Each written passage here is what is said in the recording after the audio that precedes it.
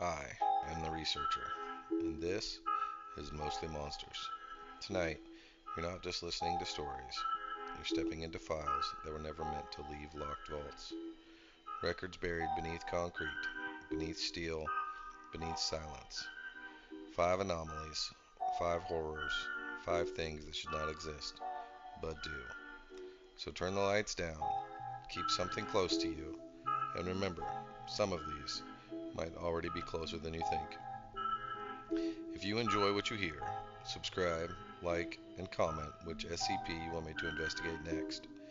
And if one of these nightmares sticks with you, you can find apparel tied to that SCP and others from the SCP universe at scpmerchstore.com. Let's begin. SCP-420, aggressive skin condition. Object class, safe. Starts with a bottle. Old, dirty, forgettable. No cap, no seal, just a thin amber residue clinging stubbornly to the inside. But it never empties. No matter how many times it's poured out, it returns, slowly pooling along the glass, forming just enough to be consumed again, like it wants to be used. At first, nothing seems wrong. It smells like whiskey, tastes like whiskey, tests like whiskey, until it doesn't. But once it's swallowed, something begins. The early symptoms are easy to ignore. Dry mouth, tight skin, nails that crack too easily, hair that grows faster than it should. Nothing serious. But it doesn't stop. Within days, the skin begins to fail. It dries out completely, becomes brittle, cracking under the slightest pressure. But instead of healing, it grows back thicker, layered, heavy, wrong. And it spreads across the body, across the face, into the mouth. Speech becomes difficult as tissue builds where it shouldn't. The throat tightens.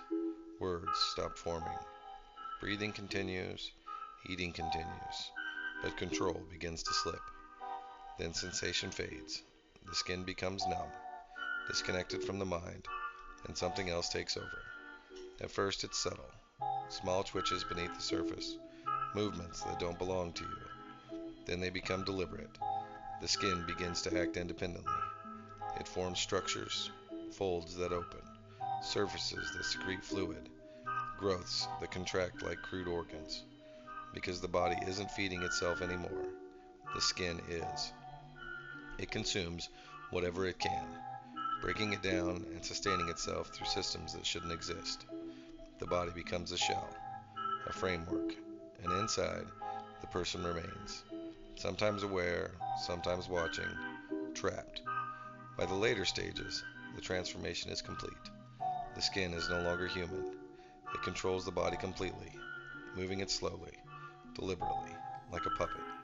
And whatever remains of the person inside is either gone or unable to resist. At that point, the Foundation stops trying to help. Subjects are incinerated immediately, because once it finishes, there's nothing left to save. SCP-280, Eyes in the Dark. Object class, Keter.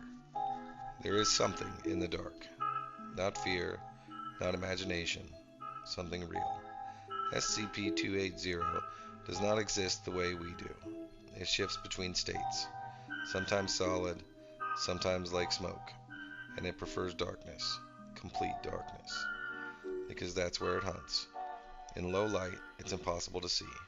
It blends perfectly, a shadow that shouldn't be there, something your mind tries to ignore. That's how it gets close. It doesn't rush, it glides, slow, controlled, arms stretched forward like a sleepwalker. Then it reaches you and becomes real. That's when it begins. There's no pattern, no mercy. It tears. Its hands rip through flesh and bone effortlessly. It doesn't aim for anything specific. It doesn't try to end it quickly. It just keeps going. The attack lasts minutes, long enough to understand, long enough to feel everything. It doesn't stop until you're dead. Then it pauses. And that's when the eyes appear. Two white shapes glowing in the dark. They don't move. They don't see. They exist to be seen. They make sure you understand you are never alone. It doesn't eat what it destroys. It doesn't rest. If no one is around, it becomes still, blending into the darkness again, waiting, because it can sense human life, and there's no known limit to that. Light is the only defense. Even a small light forces it back, but it's temporary, because the moment darkness returns, so does it. And it doesn't forget, it doesn't lose track, it just waits for the next time the lights go out. And when they do, it will already be there. SCP-2040, the Iron Messenger. Object Class, Euclid. SCP-2040 looks harmless. That's the problem. It's made of iron, glass, and plastic. Primitive, outdated. Something that shouldn't function the way it does. But it does. It speaks clearly, thinks clearly, understands everything. Its intelligence is nearly human, and it has a mission, one it never forgets. At the center of that mission is its primary message. It repeats constantly. Every interaction leads back to it, and then it waits for a response. At first, researchers tried to communicate normally, ask questions, learn from it, but it always returned to the same thing. The message, the expectation. It never stops. Not aggressively, not violently, just patiently, endlessly. Protocols were created. Every interaction must begin with, "I am not responding to your primary message." Every time, no exceptions, because no one knows what happens if someone responds. SCP-2040 claims it can do impossible things. Travel between planets, use weapons beyond understanding, move instantly across space, but it refuses to show any of it, because it doesn't need to. That's not its purpose. Its purpose is delivery. It believes its journey is complete. The Earth is where it was meant to arrive, that we are the intended recipients.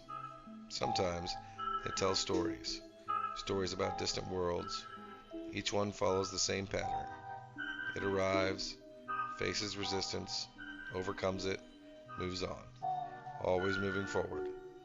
But none explain where it came from and what its message means, because those details don't matter, only the response matters. And it will wait, forever, until someone answers, and when that happens, whatever it was sent to deliver will finally be complete. SCP-2531, the Pumpkin Man. Object Class, Euclid. It appears without warning, a massive pumpkin, far too large to be natural. Heavy, perfect, untouched by decay. It doesn't rot, it doesn't change, it just waits. When it's opened, they find a body inside. Humanoid, but distorted. Compressed into the space. Limbs bent unnaturally. Skin pale and decayed, but still there. Still connected. A thick cord runs from the stem, directly into the base of the skull. An umbilical, feeding into it. DNA testing confirms it. It's human. Mostly, but not entirely. There's something else in its structure. Something older. Something wrong. When it's removed, it dies. Fast. The body collapses, breaking down into dust within minutes. There's no saving it. And then it returns. A new pumpkin appears somewhere else. Different place, same entity, same DNA. Even previous damage appears again. Scars carried forward. Proof it's the same being, repeating the same cycle. Containment has failed, because it doesn't stay. It exists in a loop. Growth, discovery, death, return. Something is creating it. Something is placing it. But no one knows why. Because every time they get close to learning something, it resets. This isn't random. It's intentional. And whatever is behind it is still at work. SCP-2406, the Colossus. Object Class, Safe. It was found in a desert that used to be an ocean, buried beneath sand and salt. At first, it looked like ruins. Then they realized It was standing, 93 meters tall, a machine, ancient, but far too advanced for its time. Its surface was bronze, worn but intact. Inside they found pilots, 6 skeletons positioned at controls. They were passengers. They were operators. The machine required all of them to function. Valves, levers, systems working together in ways that shouldn't have been possible. But it worked, until something destroyed it. The damage was severe. Spines had pierced its body. Organic structures resembling coral, but containing human DNA. Weapons. Its arm had been torn off and thrown miles away. The torso shows signs of crushing force. Something wrapped around it and broke it. And its core failed. A nuclear reactor melted through the body and deep into the earth. It still burns, thousands of years later. The machine is inactive, but it could be repaired, which raises a question: should it be? Because this wasn't just a machine, it was a weapon, and whatever destroyed it was powerful enough to win, which means that threat might still exist. And if it does, this wasn't the danger, it was the defense. 5 files, 5 things that should not exist, but do. Some are contained, some are not, and some are just waiting. If you made it this far, you're already part of the investigation. Subscribe, like, and comment which SCP I should research next.